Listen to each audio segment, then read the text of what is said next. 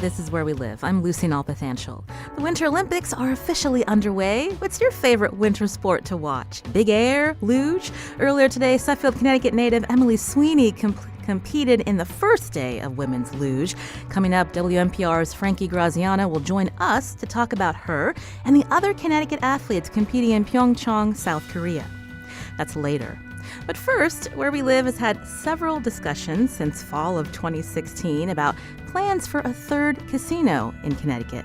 Now, last year, the legislature and Governor Malloy approved a facility to be built in East Windsor by Connecticut's two tribes, the Mashantucket Pequot and Mohegan Nation. The spokesman for the tribe's joint venture, MMCT spokesman Andrew Doba, told WNPR they plan to break ground later this month in East Windsor.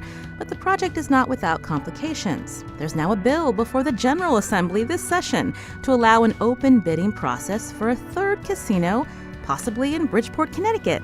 Now, will that violate the state's original gaming compact? And questions over whether the two Connecticut tribes have approval from the federal government in order to build in East Windsor, those questions haven't been resolved. Now there's a lawsuit, which begs the question, were plans to expand gaming in Connecticut really a good idea in the first place? You can join the conversation, 860-275-7266. Find us on Facebook and Twitter at Where We Live. In studio with me, I'd like to welcome back to the show business reporter for the Hartford Courant, Ken Goslin. Welcome back. Hi, Lucy. How are you? I'm doing well. So you have been with us through the last year with the twists and turns of this casino drama in Connecticut. Let's start with the latest news first. I mentioned in the opening that there are a group of lawmakers in southwestern Connecticut that have proposed a bill this session. What are they asking for specifically? Okay, so they would like to resurrect the idea of open competition for a new casino in Connecticut. And this was talked about last session as well, and did not go very far, didn't get out of committee. And of course, as you mentioned, the East Windsor casino was ultimately approved. But the delegation from, kind of a joint delegation from Bridgeport, New Haven, is looking to bring this back again and to kind of cast a wider net than happened last time, because, of course, as you remember, the tribes were exclusively allowed to expand, and they chose the East Windsor location. Now, this delegation from southwestern Connecticut, including lawmakers from Bridgeport, we're going to hear from one of them coming up later in the show.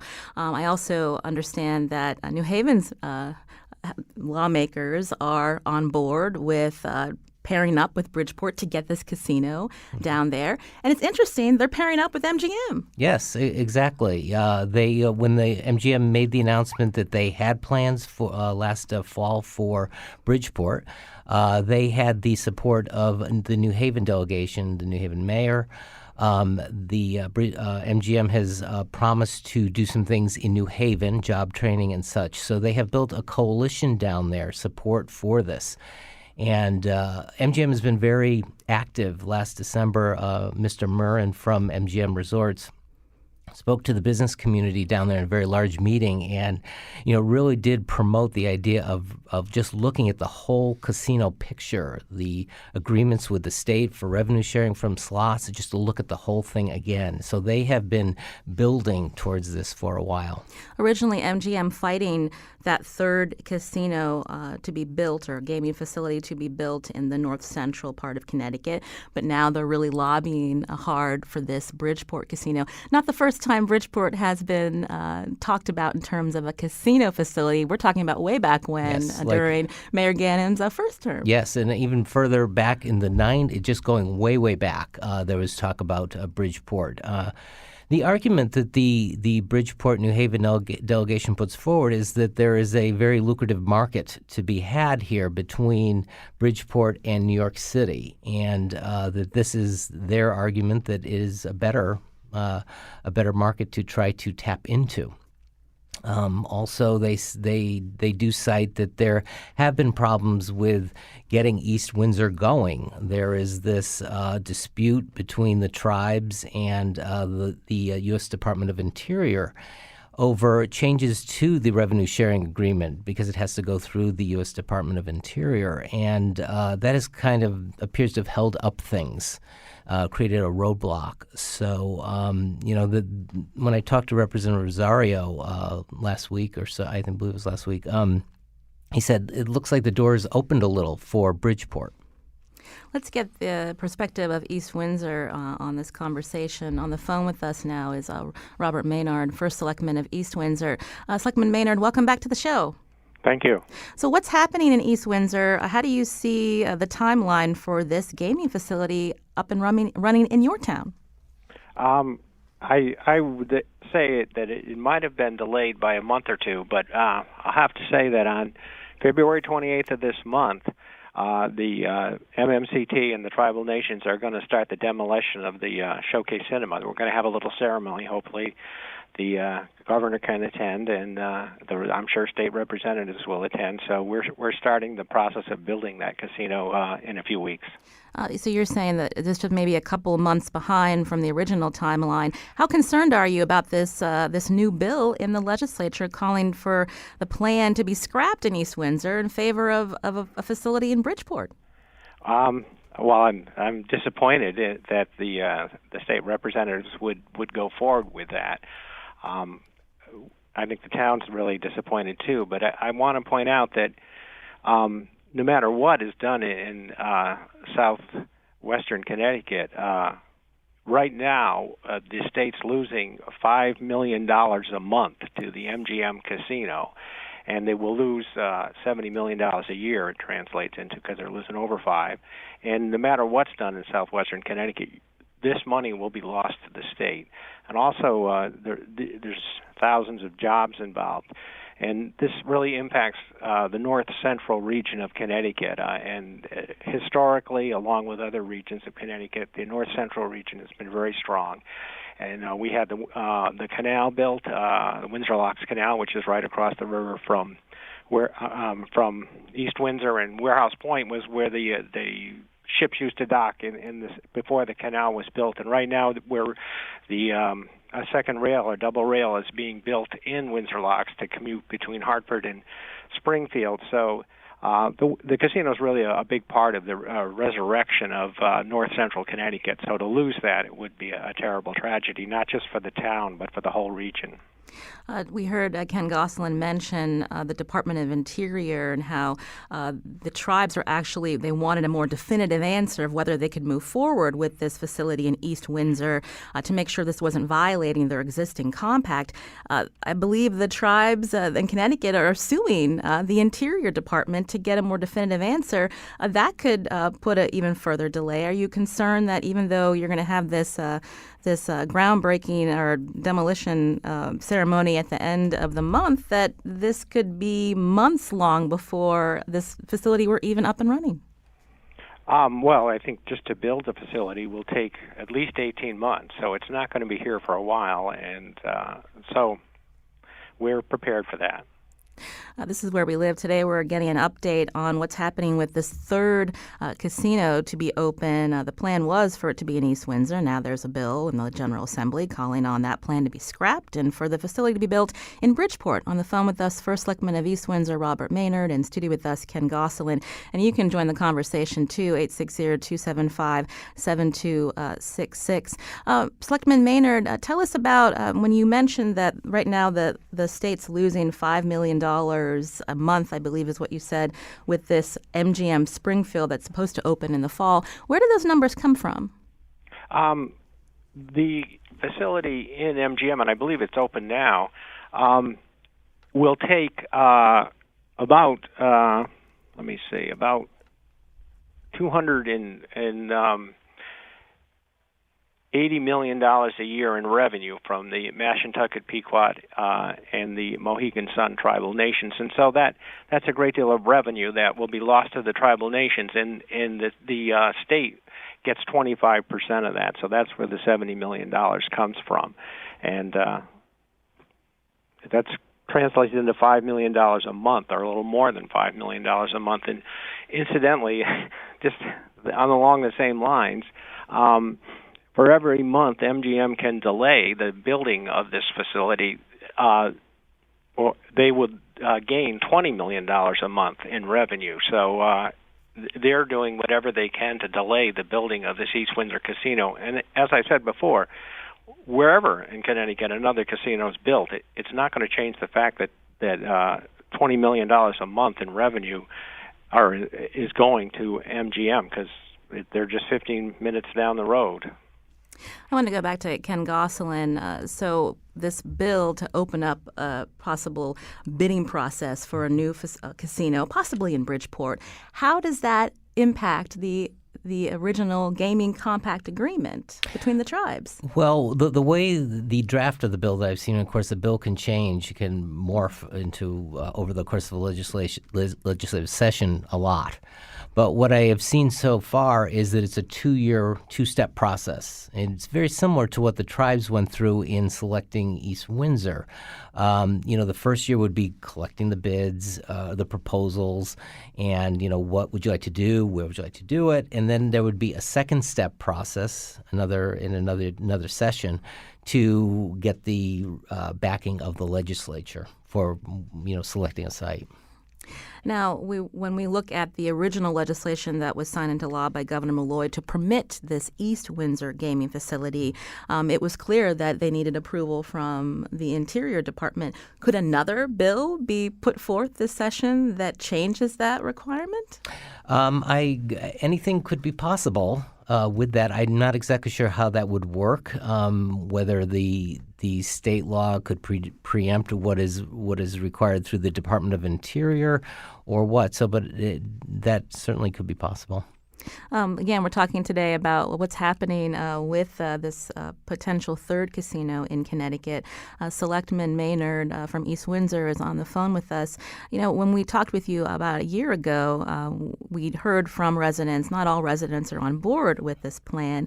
What has been happening in East Windsor to allay their concerns? Again, it's a small agricultural community worried that this casino could change the character of the town.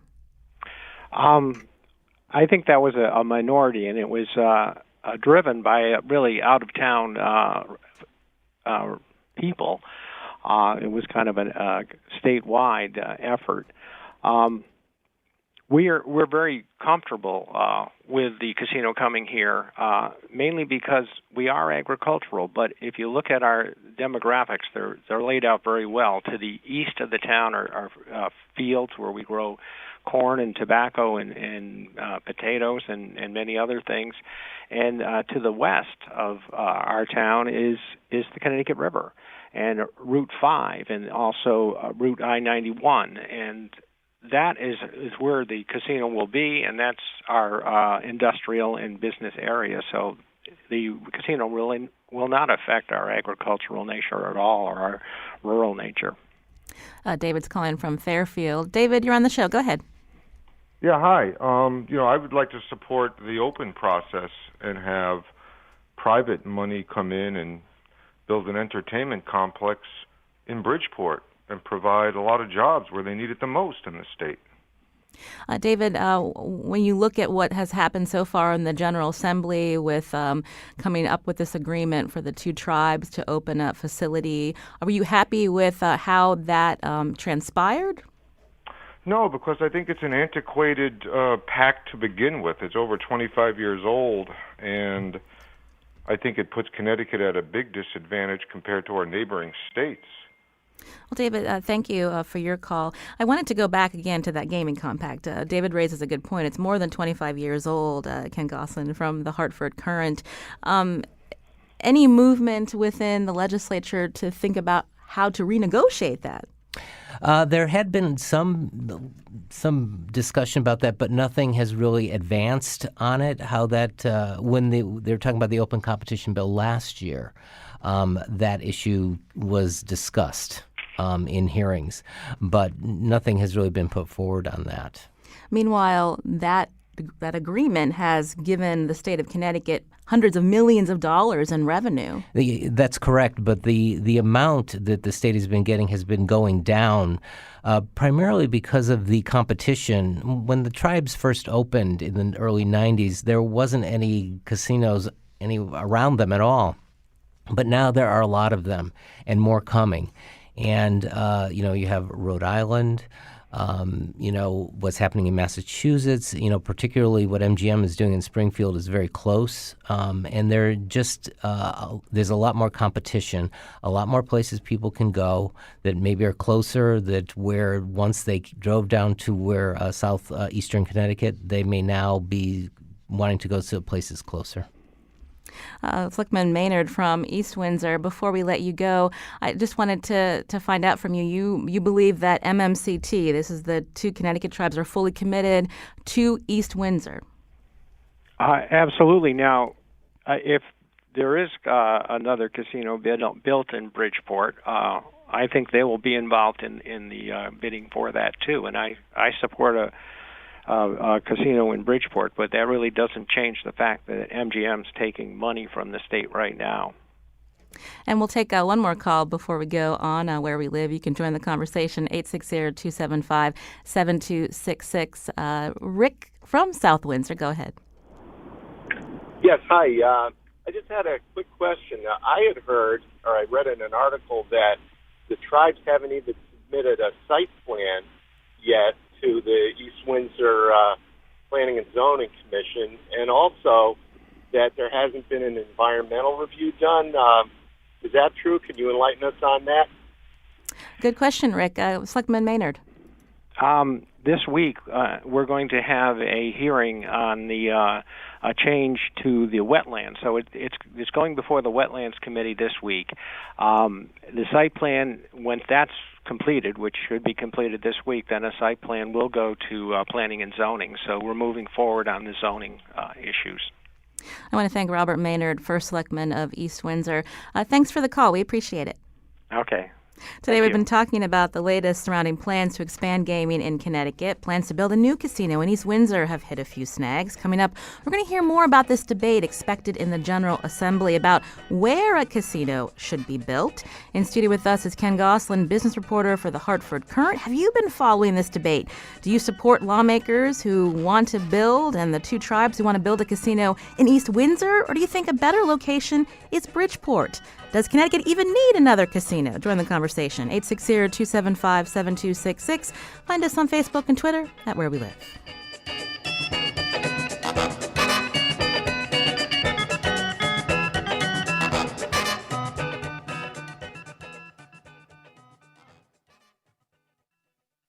This is Where We Live. I'm Lucy Nalpathanchel. Today we're getting, another update on plans to expand gaming in Connecticut. Last year, the Connecticut General Assembly and Governor Malloy approved a plan to allow Connecticut's two tribes to open a third casino off tribal land in East Windsor. It was meant to compete with the new MGM Springfield Casino that's opening later this year. But there are delays, including a lawsuit. Connecticut tribes are suing the Department of Interior to get clarification from the federal government whether the East Windsor casino would violate its existing slot agreement with the state. And then there's another battle brewing in the legislature over a new bill to scrap the East Windsor casino plans and open up the bidding process for a third casino in Bridgeport. Why now? To help answer that question, on the phone with us is State Representative Christopher Rosario, who is from Bridgeport. Representative Rosario, welcome to the show. Hi, good morning. Thank you for having me on the program. I understand you're part of this delegation from both Bridgeport and New Haven promoting this new bill to open up the bidding process for this third casino. This type of legislation was introduced last year, I believe, and failed. Why are you doing this again? Well, first of all, I believe that the compact that we have, as you guys mentioned before, it's been going on for over 25 years. I believe it's antiquated. I believe our gaming license has a cost to it, and we have to take advantage of every opportunity we can. As you know, it's the state of Connecticut, we're having some serious revenue issues. But I also want to give an opportunity to folks in the city of Bridgeport, and the open process, I believe, will give them that opportunity. Oh, I'm curious. MGM obviously is an out-of-state company, and we're talking about a relationship with two tribes that compact agreement has provided millions of dollars to help Connecticut. Are you worried that this is being seen as anti-tribe? I will tell you this, and I will invite any member of the tribes to dispute this. When I first got elected to the legislature back in 2014, my first initial outreach was to the tribes. And the tribes had mentioned to me that they were not interested in Bridgeport. Even as early as last year, I said, hey, would you guys be interested in coming to Bridgeport? They told me they were not interested. It wasn't until after MGM started, I guess, putting pressure on them, showing plans, signing agreements, and showing that they were serious about Bridgeport, that the tribes then started saying that they were interested in Bridgeport. By no means am I anti-tribe. It's not anti-tribe. The open process would allow the tribes to bid on a casino in Bridgeport. There's all this rhetoric that it would cost jobs. If the tribes were to win the bid in Bridgeport, I think that would add jobs. The tribes are the home team, and any advantage that they know our state, they've been very helpful to our state and the city of Bridgeport, and we're appreciative of that. If they're the home team, why is the Bridgeport-New Haven delegation holding press conferences with MGM and putting forth their development plans as a possible facility for the east end of Bridgeport? Well, listen, we'll hold a press conference with the tribes if they're seriously interested in coming to Bridgeport. I will tell you this. I know there's some folks that would say, a casino in Bridgeport would be a bad idea. But what I can tell you this, I'll invite anybody who says that to come down to my district, to come down to Bridgeport and see the cost that we need jobs in Bridgeport. We need economic development. Serious economic development. And a casino in Bridgeport, I don't care if it was a casino, I don't care if it was a manufacturing plant, I'm just fighting for the best opportunity for jobs in our city. That's Representative Christopher Rosario from Bridgeport. I wanted to bring into the conversation now State Senator Kathy Austin, who represents the eastern part of the state, including the towns where we already have Casino Foxwoods Resort Casino. Senator Austin, welcome to the show.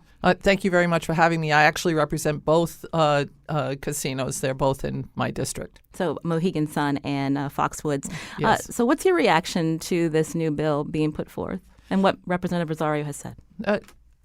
So I really like Representative Rosario, but I think that this is a wrong-headed bill. It's a discussion that we had last year, and it will cost jobs in Connecticut. There are 6,000 workers from the two casinos that live in my district alone. There are 12,000 workers between the two casinos. There are 140 towns that send workers to the two casinos right now.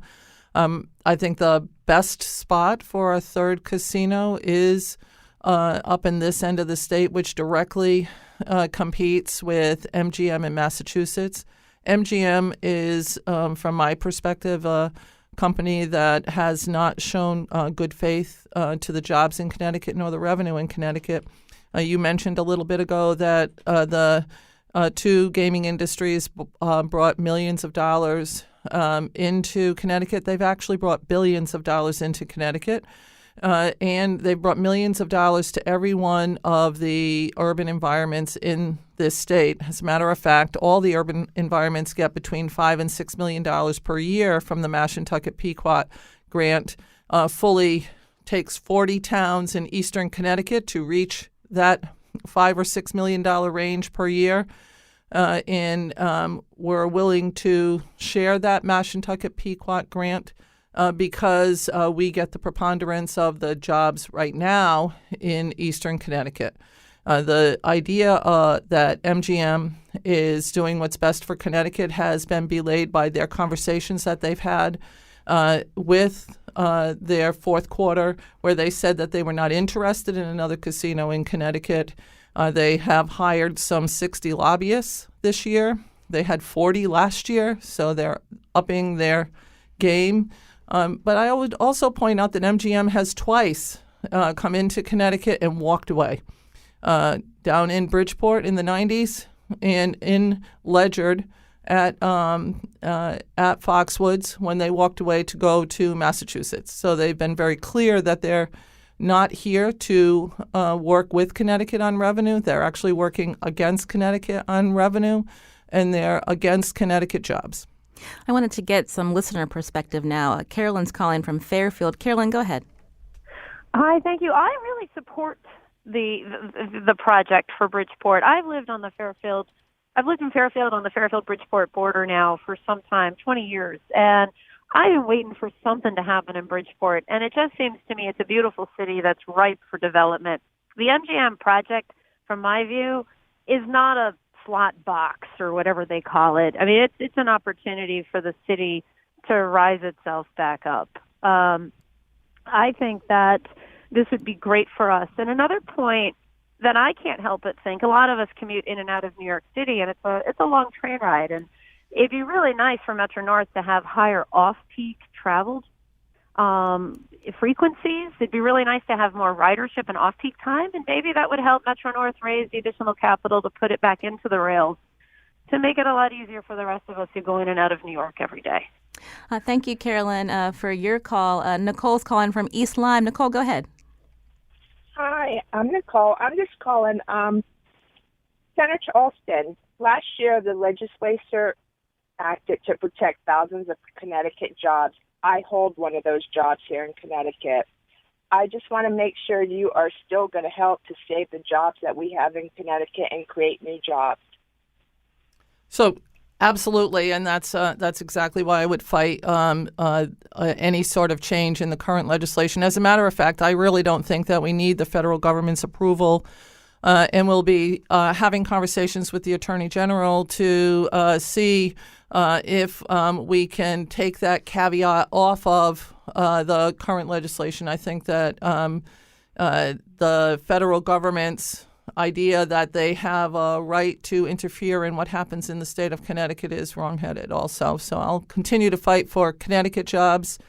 As a matter of fact, I think that I could work with many of the folks in any other part of the state with subcontractors for Electric Boat because there'll be some 30,000 jobs there. Senator Alston, you were just saying that you're not sure if this plan by MMCT, Mashantucket Pequots and Mohegans, necessarily needs Department of Interior approval, and you'd want to take that out of the legislation that was passed by Connecticut last year? Correct. Now, why do you think it might not need that approval? Because it is off tribal land? I don't think that we need the approval of the Bureau of Indian Affairs. I think that the fact that they haven't come out against it is clear that this was something that should have just been approved as a matter of right, and they did not come out against it. There has been some lobbying by MGM with the Bureau of Indian Affairs from the Nevada representatives, and I think that when we start getting into a state-by-state comparison, that we need to remember that Connecticut has some sovereignty, and I would go with that. Ken Gosselin's in studio with us, business reporter for the Hartford Courant. So that's Senator Austin's opinion, but the state is currently in court now suing the Interior again to try to get a more firm answer on what can happen for this East Windsor facility to proceed. Right, that's correct. They are in court right now, and the state obviously has feels strongly about this because they joined with the tribes in this lawsuit. So there is some feeling that it is required. Something more definitive is required for this. I want to take another listener call and then get back to Representative Rosario from Bridgeport. First, John from Waterford. John, go ahead. Hi, how are you? I'm doing well. What's your question or comment? As a Connecticut resident, I find it very frustrating that we're not supporting and bolstering two of our strongest employers. Instead, we're thinking of bringing in an outside competitor on a bunch of promises, hypotheticals, and what-ifs. I just think that's a really bad idea. And Senator Olson is really on the right side of this fight. And I just want to let her know, please keep it up, and we are here supporting you. John, thank you for your call. Representative Rosario, do you want to respond to what John was saying? Absolutely. First of all, I believe that the Board of Indian Affairs actually has countered the suit by the state of Connecticut. So you might want to look that up. And secondly, I'm hearing a lot about jobs for Eastern Connecticut. I'm thankful for those jobs. I'm glad those people have those jobs. I don't want them to lose their jobs. However, we're looking at the city of Bridgeport, Connecticut's largest city, okay? And there are no jobs. So we're saying that people having jobs in Bridgeport is a bad idea. I think that's wrong. I think the tribes have been reactive. They're reacting to MGM. When that wind opens up in Everett, Mass, and Boston area, they're going to lose serious revenue from that eastern part of the state. It's only a matter of time before they start thinking about Bridgeport. By then, how long are we going to wait? How many years are going to wait in the city of Bridgeport to not have any jobs? So that's my stance on it.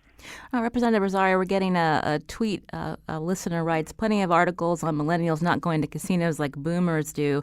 The future of the Connecticut Valley is not nickel slots. I don't game. Don't know anyone who does my age in the early 30s. Better off investing in downtown. So I'm curious if this plan for a casino in Bridgeport were to go forward, how would you suggest the money from that investment be used to help your downtown in Bridgeport? Well, I will say this. Especially the resort that MGM is proposing in Bridgeport, it's not a slot parlor. It's not a 1,500 slot box. This is a resort. They're going to have nightlife. They're going to have restaurants. They're going to have all types of amenities for entertainment beyond the gaming. And if you've gone to Atlantic City, if you've gone to Las Vegas recently, a lot of their attractions are based on entertainment, family entertainment. So that's the direction of what the proposal is. And with that said, this is an open process. By no means are the tribes shut out. If I'm not mistaken, the tribes have signed an entertainment agreement with the Webster Bank Arena. So if they're serious about Bridgeport, then they would put in a bid for something in Bridgeport. So I don't see where they lose jobs if they were to put in a bid for a casino in Bridgeport. That's my take on it. This is Where We Live. You can join the conversation, 860-275-7266. Again, as we talk about the future of a third casino in Connecticut. Robert's calling from Norwich. Robert, go ahead. Hi, I just want to voice my frustration about how our legislature is giving so much time to MGM when they have no real plan for Bridgeport. There has been no legislation to put a casino there. The original plan 2 or 3 years ago that was put forward by the Mohegans and the Mashantuckets was to add more than one casino, possibly one in the Bridgeport area. But that was shot down, and that's being completely ignored. Robert, thank you for your call. Senator Austin, do you want to go ahead? I appreciate everybody's comments that have been made today. These two gaming institutions have brought billions of dollars into Connecticut. They've been good community partners. The previous caller talked about the fact that they wanted to put more than one casino in. It was the state that determined that they could only put in one. And I point out over and over again, MGM has twice made promises to this state, and walked away. We have two companies that have two tribal nations who have put millions of dollars in our urban areas, put billions of dollars into the state, provided thousands of jobs. I don't see how you cannot support the people that have been here, who have lived through the tough times and the good times with the state of Connecticut. And those are the people that I will stand with. And again, I point out that there are other jobs coming to Connecticut with the rise of the of Electric Boat, Pratt and Sikorsky, and a lot of the other manufacturing areas that are moving forward. And many of those subcontractors have spaces right around our urban areas. I think that, and according to Electric Boat's President Jeff Geiger, they're looking to double the amount of jobs in those subcontractors. That's where the real jobs will be. We need to support our home businesses, and our home businesses are those two tribes, both the Mohegans and the Mashantuckets, and that's why I plan on supporting. Representative Rosario, I'll let you respond before we head to break. Well, I'm standing by and representing the people of the city of Bridgeport who have been going through tough time for generation after generation after generation. Back in the 90s, my mother was working in a factory, working 3 shifts. I was a latchkey kid. She was a widowed mother of 3, and back then when they had those casino proposals, she signed up for a job training center. She had signed up to be get a potential good paying union job, but that never came to fruition. Who knows how my life could have turned out? Could have turned out much better than what it is now. I'm just fighting to give the people, the city of Bridgeport and the surrounding area, an opportunity. I'm glad that Senator Austin, I know she mentioned subcontractors. How many of those subcontractors are from Bridgeport? How many of those subcontractors are for small minority businesses? I don't hear an answer. So that's all I'm fighting for. I'm fighting for jobs for the people of the city of Bridgeport and the greater Bridgeport area. Senator Austin, we have under a minute. I would point out that there are 450 in the state, most of them around the New Haven, Bridgeport, Hartford area. I can work with Chris on getting those exact numbers. I have them in my office. I don't want to give the wrong amount, but I know that most of them are around the urban areas. They're not in, actually most of them are not in my district. Those subcontractors are all in other areas of the state, and I'd be happy to talk with Representative Rosario about that. I point out that he said his mom did not get that job back in Bridgeport back in the day. That's because MGM walked away from us back then. They'll walk away again. They are not an honest broker. Let's stick with the 2 gaming institutions we have. Representative Rosario. If I can respond to that, that's not the case. The state Senate voted it down. That's exactly why we did not get a casino. The people of the city of Bridgeport voted on a referendum. Over 85% of the people in the city wanted the casino, and it was the Connecticut state legislature that robbed them of that opportunity. Not MGM, not the tribes, not anybody. That was the state legislature, and that's what they're doing now. That's what's happening now. They're robbing us of the opportunity again now. Representative Rosario, we don't have a lot of time, but I wanted to ask you again. This is a bill that hasn't been voted out of any kind of committee. Does this bill to open up the bidding process for a 3rd casino, does it have legs this session? Listen, anything is possible up there, and the senator can tell you. And I have great respect for her. She's a fighter. She's a tough fighter for her district, and she represents her neck of the woods and the state of Connecticut very well.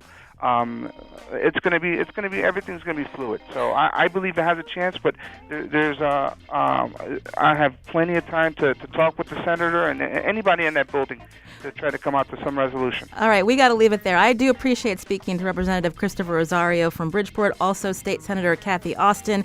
Before we go, Ken Gosselin's in studio with me from the Hartford Current. 30 seconds. Meanwhile, all this back and forth in Connecticut, MGM Springfield, when is it opening? That's going to open in September, okay? And so things are moving forward there. So that's going to happen. We know that's going to happen. I want to thank you for coming in too, Ken. You're welcome. This is Where We Live. I'm Lucy Nalpathanchel. Coming up, we check in on the Winter Olympics in South Korea. 8 Connecticut athletes competing, including Suffield's Emily Sweeney, who just competed in the first runs for the women's luge. WNPR's Frankie Graziano's coming up right after the break.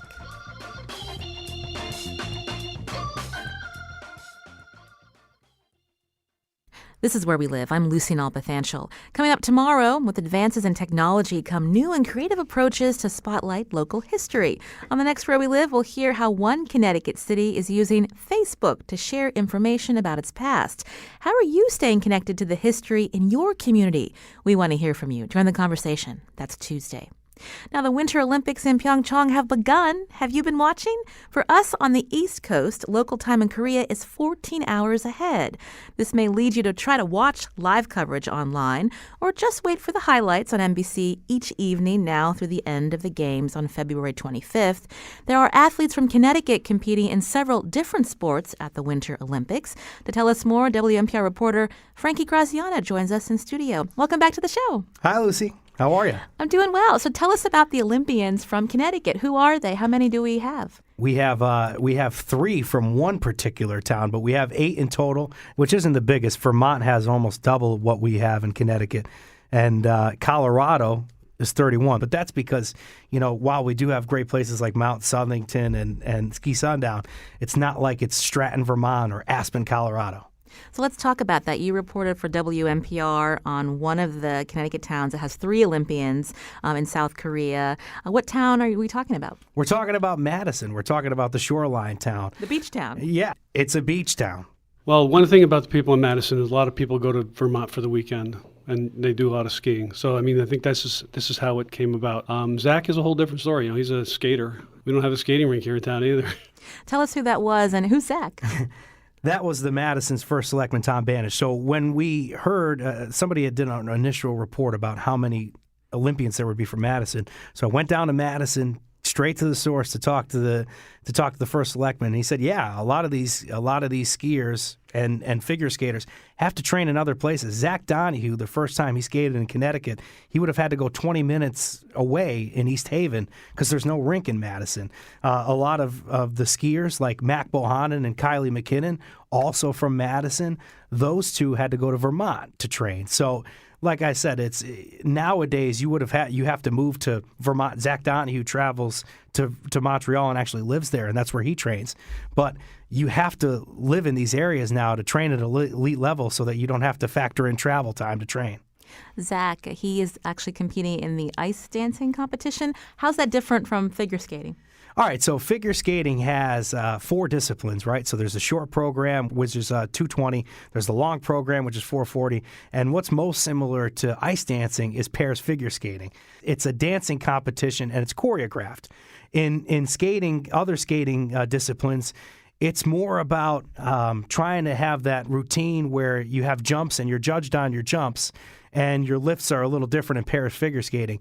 But in ice dancing, you have to stay closer to your partner because it's all about that connection that you have and how you're trying to get to the rhythm of the dance. So ice dancing is certainly different than the other disciplines.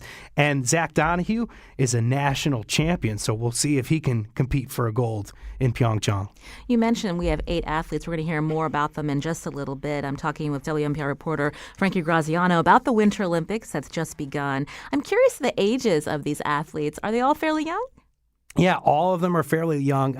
Lindsay Jacobellis, who I'm sure we'll talk about a lot, she's 32, so she's a little bit on the older side when it comes to Winter Olympians because the first time she showed up in the Olympics, she was 20 years old.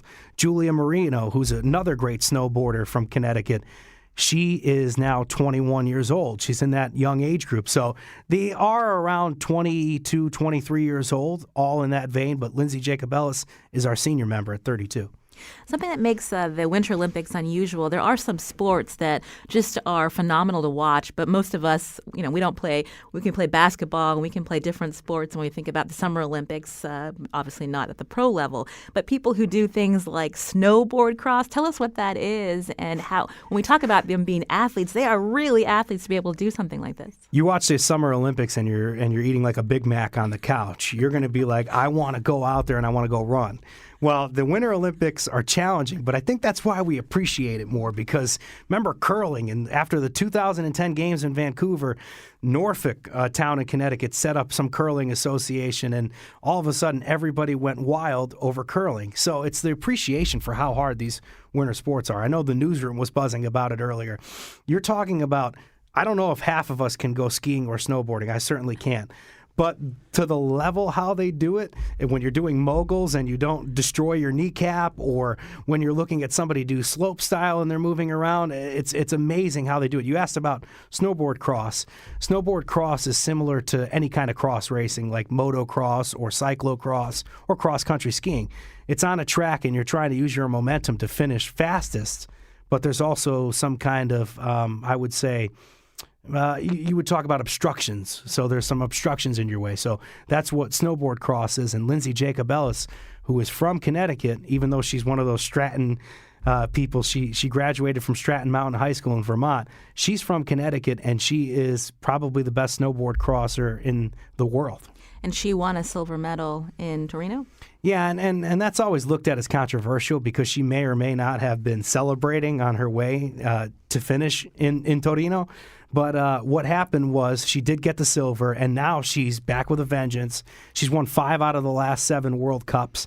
She's dealt with some serious injuries, but she won the World Cup in 2017, and she's our best candidate probably for a gold medal.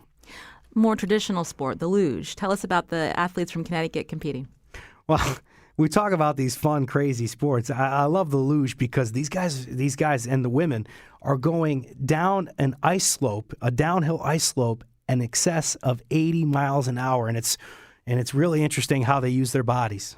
With luge, we steer with every part of our body, really. Our sleds are very reactive to ourselves, so you'll see our legs kind of scissor a little bit, and that helps scissor the sled to help kind of one edge dig in and push yourself over to the other side. That's Emily Sweeney, and she's in her from Suffield. From Suffield, Connecticut.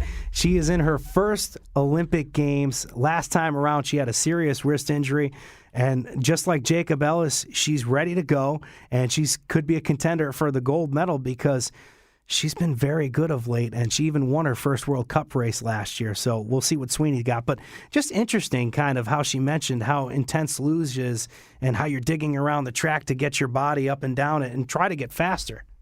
How does someone even start to become someone that can be an Olympian in the luge?